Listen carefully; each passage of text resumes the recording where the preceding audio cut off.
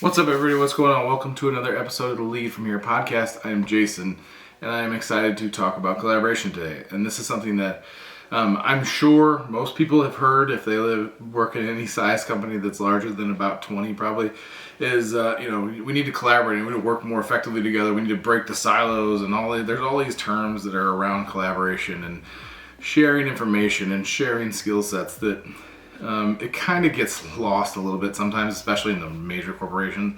Collaboration is a buzzword. Ultimately, it's not something that's used very effectively, but it's ultimately, when it is used effectively, it can be a pretty exponential opportunity for effectiveness, delivery, throughput, all of those things.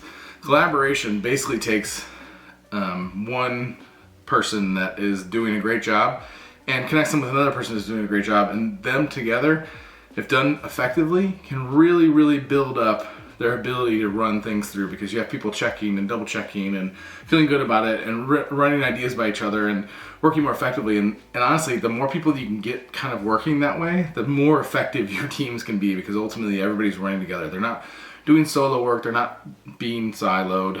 I don't like that word ultimately, but that's ultimately what it is when people get into their own zone and they just do their work. You can still find effectiveness, you can still find success via that way, but it's just not the same level of success that you would find if you have 3 to 5 people working together really, really effectively, tightly, and driving towards the same goal.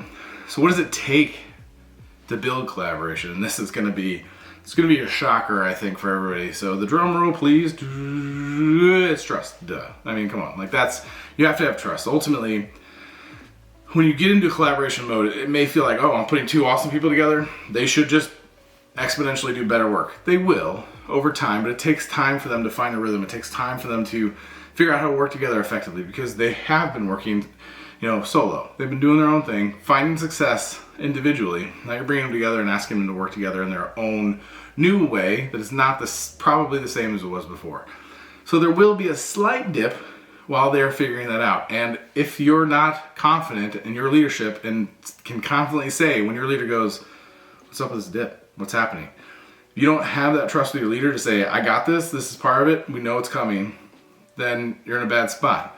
Now flip that on the other side of it. If you have a team of people that you're asking to come collaborate, you have a bunch of people that are successful individually, you pull them together and say, hey, we're gonna work in a different way. I want you all to be tighter, more tightly coupled. I want you guys to work together. I want you to collaborate. Make sure you're all understanding what's happening at all points in time within the team. If they don't trust you, they're not gonna be ready for that dip. They're not gonna be ready to take that leap. They're not gonna be able to go and say, I feel good about this. They just won't.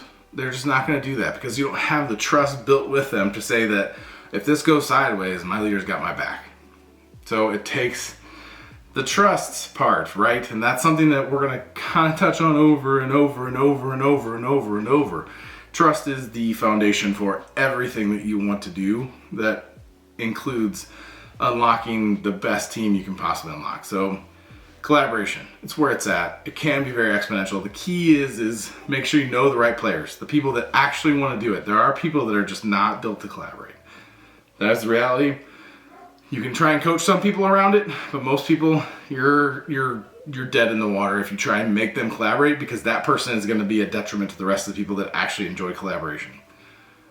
So that's on you. That's on you to know your people and understand where they're effective and where they're not. There are people that are going to be like, I don't think I'm that guy or that girl, but they are. So it's up to you to know your people. It's up to you to build trust. Do those things. Collaboration can be an exponential growth factor for your team, your throughput, company or business, all those things. Hope this is helpful. Let me know if you have any questions, want me to dive deeper. Jason@leadfromhere.co. Hit me up on the website, hit me up on social media, wherever. It's all good. Appreciate y'all. Take care.